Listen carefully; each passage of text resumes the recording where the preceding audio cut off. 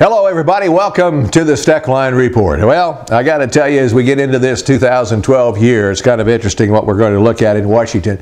Today we'll talk a little bit about Washington and the folks back there that are working on some agricultural issues. And one of the first things I want to talk about, at the end of last year, Senator Moran from Kansas and Senator Nelson from Nebraska got together and in fact, kind of coerced 28 other senators actually, to sign on to a letter asking the U.S. Secretary of Labor to withdraw their proposed rules that limits the ability of farmers and ranchers to hire youth to work on farms.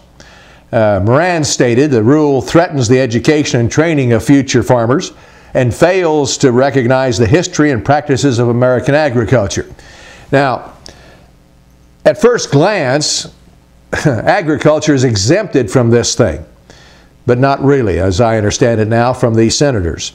Moran says it's puzzling why the department would suddenly propose changes to existing regulations, particularly considering the advancements in farm equipment and adoption of technologies that have improved operator safety in the last 35 years.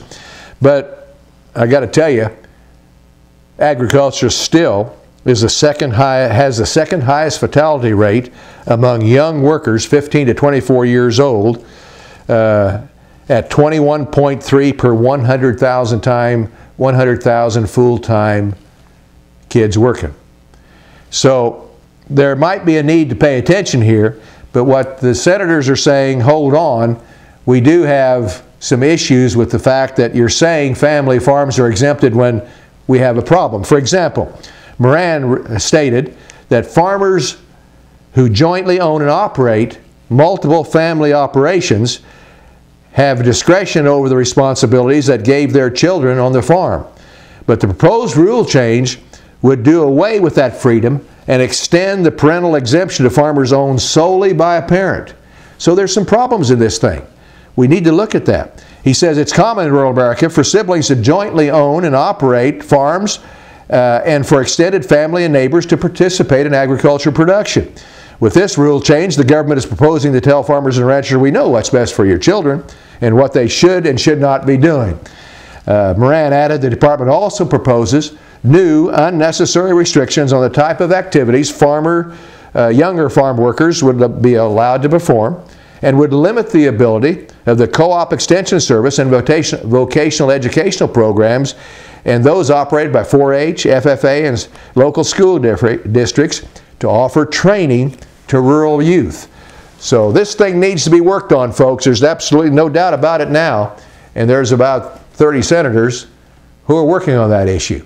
I hope yours is. If not, you might ought to talk to him. In the meantime, we're going to be talking a lot this year about Farm Bill. I talked to Senator Moran and also Pat Roberts recently about where they're heading with the Farm Bill for 2012, and it looks like they're going to maybe start from scratch with hearings and a bunch of people getting involved.